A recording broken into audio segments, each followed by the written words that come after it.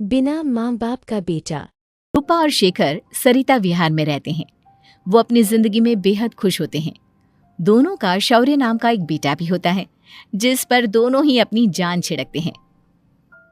शेखर, अब तो आप शौर्य को अपनी गोद से नीचे उतार दीजिए, उसके सोने का टाइम हो रहा है। नहीं रूपा, इसे मेरे पास ही रहने दो प्लीज। मैं थोड़ी देर में इसे बिस्तर में सुला दूंगा। लेकिन कल सुबह आपकी ऑफिस में मीटिंग भी तो है ना, और इसके लिए आपको कल जल्दी भी तो निकलना होगा। जाइए, आप भी जाकर सो जाइए। क्या यार, अभी तो मेरी गोद में आया था मेरा बेटा और तुम उसे लेकर जा रही हो। बाद में कर लेना अपने बेटे से प्यार, अभी जाकर सो जाइए। रूपा शेखर से शौर्य को ले रही होती है कि तभी शौर्य रोने लगता है। शौर्य को रोता देखकर रूपा उसे फिर से शेखर को थमा देती है। आपका बेटा ना एक नंबर का नौटंकी है, बिल्कुल आप पर गया है वो। साफ बोलो ना, तुम्हें जलन होती है हम दोनों बाप बेटे का प्यार देखकर।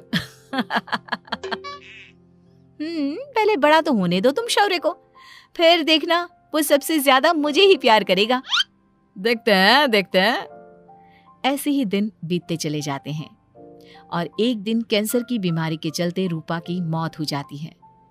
अब शौर्य 3 साल का हो चुका होता है, जिसके कारण उसकी दादी शेखर पर दूसरी शादी का दबाव बनाने लगती है। शेखर, शौर्य अभी बहुत छोटा है और उसे इस समय एक माँ के प्यार की बहुत जरूरत है।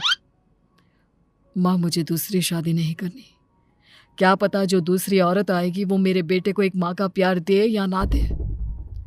तो रूपा की छोटी बहन वैशाली से ही शादी क्यों नहीं कर लेता? वो तो शौर्य को एक माँ का प्यार पूरा दे सकती है ना।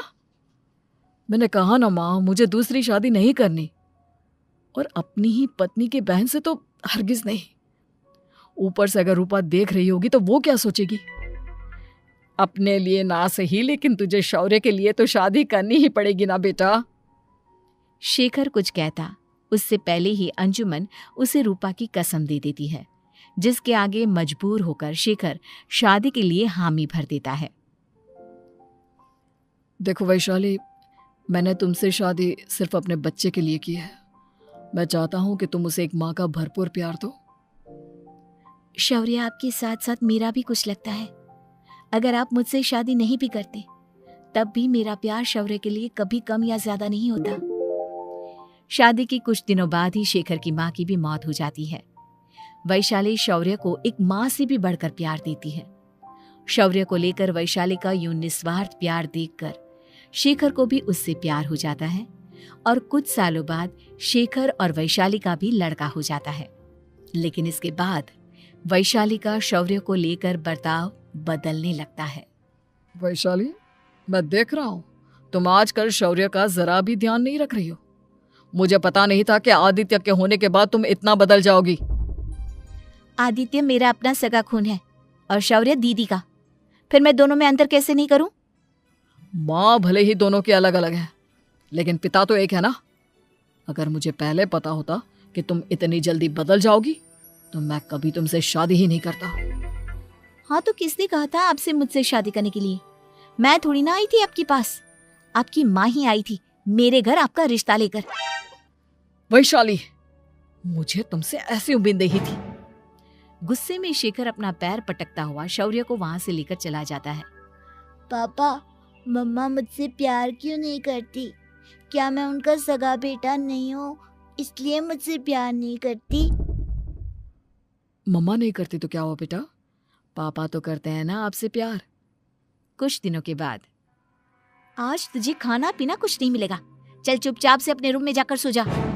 माँ, अब भाई को खाना क्यों नहीं दे रही हो? बेटा तू आराम से खाना खा, इस नालायक की चिंता मत कर। एक दिन खाना नहीं खाएगा तो मर नहीं जाएगा ये। अगर भैया नहीं खाएंगे तो मैं भी नहीं खाऊंगा। तू अपने भाई का भक्त क्यों बन रहा है?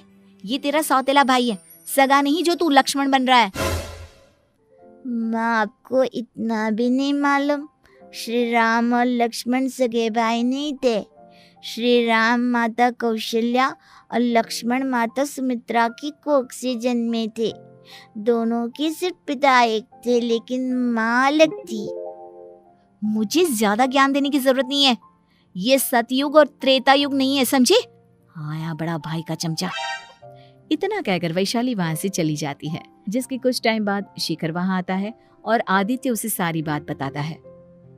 मुझे माफ कर दो शौर्य, तुम्हारी माँ के जाने के बाद मुझे दूसरी शादी का फैसला करना ही नहीं चाहिए था।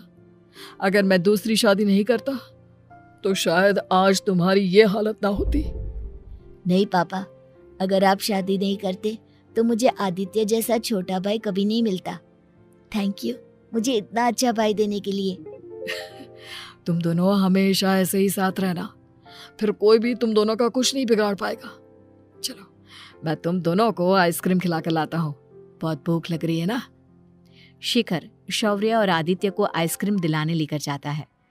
वो दोनों को पार्क में खड़ा करके आइसक्रीम लेने जा ही रहा होता है, तभी तेज रफ्तार से आती हुई एक गाड़ी उसे कुचल देती है और उसी पल शेखर की मौत हो जाती है, जिसके बाद शौर्य की जिंदगी नर्क से भी बदतर हो जाती है। सुन रहे चिरकुट, इस घर के किसी भी सामान को मेरी मर्जी के बगैर हाथ मत लगाना। इन सब पर अब तेरा कोई हक नहीं है, समझा? ठीक है माँ, मैं आपकी इजाजत के बगैर किसी चीज को हाथ नहीं लगाऊंगा। चल जाकर अब पूरे घर की सफाई कर। महज 7 साल का शौर्य वैशाली के कहने पर अपने नन्हे नन्हे हाथों से पूरे घर की सफाई करने लगता है। ऐसे ही दिन बीतने लगते हैं, लेकिन मासी से माँ बनी वैशाली को उस मासूम से बच्चे पर जरा भी तरस नहीं आता। क्यों शौर्य, ये घर में इतनी गंदगी कैसे हो रही है? ढंग से सफाई नहीं की है क्या तूने? माँ मैंने तो अच्छे से सफाई की थी, लेकिन आदित्य बार बार इधर उधर चलकर गंदा कर देता है। अच्छा, खुद से एक काम ढंग से नहीं होता और अपनी गलतियों का जिम्मेदार मेरे बेटे को ठहराता है। इतना कहकर वैशाली बांस का डंडा उठाकर शौर्य को जोर जोर से मारने लगती है। तभी वहां वैशाली के मायके वाले भी आ जाते हैं और उसकी सारी करतूतें देख लेते हैं। माँ मैं ऐसा क्या करूं जिससे आप मुझे भी आदित्य के जितना प्यार करोगी? बोलिए ना माँ, मेरे क्या करने से आपके अंदर मेरे लिए ममता जागेगी? वैशाली शौर्य की एक नहीं सुनती, उसके ऊपर डंडे बरसाती जाती है। हद पार होते देख वैशाली की माँ उसका हाथ पकड़ती है और जोर से उसे थप्पड़ मारती है। यही सब करने के लिए तूने दामाद जी से शादी की थी? हमने सपने में भी तुझसे ऐसी हरकत की उम्मीद नहीं की थी। तू माँ नहीं, माँ के नाम पर एक धब्बा है। बस कीजिए माँ, आदित्य के इस दुनिया में आने से पहले मैंने इसे बहुत प्यार किया था, लेकिन अब जब मेरी खुद की औलाद है तो मैं किसी और के बच्चे से प्यार क्यों करूं?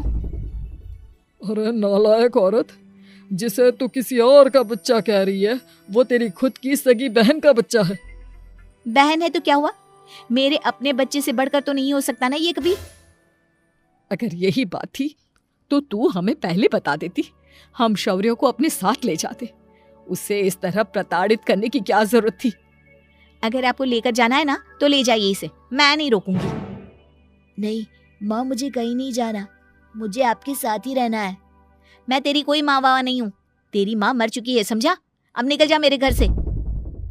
माँ अब बहुत गंदी हो, मुझे भी नहीं रहना आपके साथ, मैं भी भाई के साथ ही जाऊंगा। अरे तू क्यों जाएगा, तू तो मेरा सगा बेटा है, जाने दे इसे। हम यहाँ ऐश से रहेंगे, तुम्हारे पापा बहुत सारी जमीन जायदाद छोड़ गए हैं तुम्हारे लिए। नहीं माँ, मुझे भाई के साथ जाना है। आप अच्छी नहीं हो, आप बहुत बुरी हो, आप भाई को बहुत परेशान करती हो। देख वैशाली, तुझसे ज्यादा समझ तो इस मासूम बच्चे में है। ये तेरे बुरे कर्मों का ही नतीजा है जो आज तेरी सगी औलाद खुद से तुझे ठुकरा रही है। आदित्य, तुझे इस शौर्य ने भड़काया है ना मेरे खिलाफ? नहीं माँ, मुझे किसी ने भड़काया नहीं, पर मैं सब देखता हूँ, सब समझता हूँ। भाई बहुत अच्छा है, वो आपकी जैसा नहीं है। चलिए नानी। इतना कहकर वैशाली के मायके वाले आदित्य और शौर्य को अपने साथ ले जाते हैं और इस तरह वैशाली बड़े से घर में अकेली पड़ जाती है। 2 बेटों के होते हुए भी आज उसे माँ कहकर बुलाने वाला कोई नहीं होता।